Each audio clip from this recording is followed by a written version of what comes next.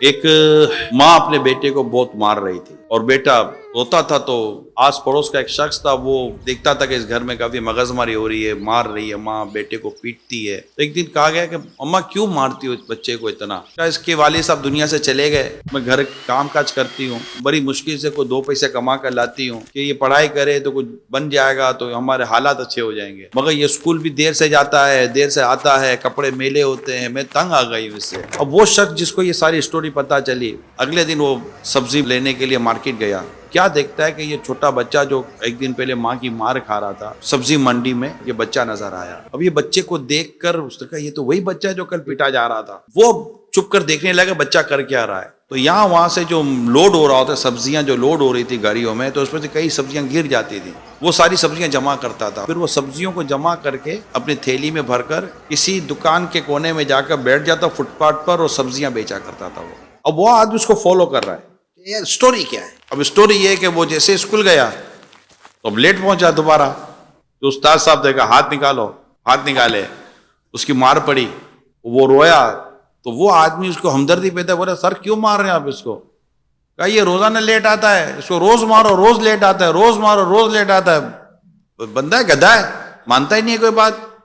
تو اب اس کی سمجھ میں تو ساری کہانی آ گئی تھی کہ یہ ہے کیا۔ اس نے ٹیچر کو کہا کہ آپ ایک کام کریں، میں آپ کو انشاءاللہ اس کے تعلق سے کچھ بیان کروں گا۔ اگلے دن اس کی ماں نے بھیرے سے مارا پیٹا، وہی کپڑے میں لے کر کے سارا حساب کتاب بنا کر وہ گیا تھا۔ اس سے اس کی اماں کو کہا کہ اس کو مارو نہیں، میری بات سنو، میں آپ کو کچھ بتانا چاہتا ہوں۔ پھر وہ بچہ صبح جب اسکول کے لیے نکلا تو اس نے اس کی امی کو کہا کہ آپ فلاں جگہ پر آ کر دیکھیں کیا ہو رہا ہے۔ تو اس کی ماں کہیں چپ کر اب دیکھ رہی تھی بیٹا کیا کر رہا ہے، اس سے فون کر کے استاد صاحب کو بلایا، ٹیچر کو، کہ ذرا آ کر دیکھیے کہ بچہ کیا کر رہا ہے۔ اب دونوں کونے میں کہیں الگ الگ پلیسمنٹ کر دی اور چپ کر دیکھ رہے تھے، تیسرا یہ آدمی تھا جو ان کو دکھا رہا تھا۔ اب بچہ وہی روٹین، وہی سبزیاں جمع کرنا، سبزیوں کو تھیلی میں ڈالنا، سبزیاں بیچنا، کپڑے میلے ہو جانا، پھر وہ لیٹ گیا اسکول۔ اب وہ ٹیچر تو دیکھ ہی رہا تھا، اسے پہلی بار دیکھا تھا کہ ہو کیا رہا ہے، بچہ یار یہ تو مجبور ہے۔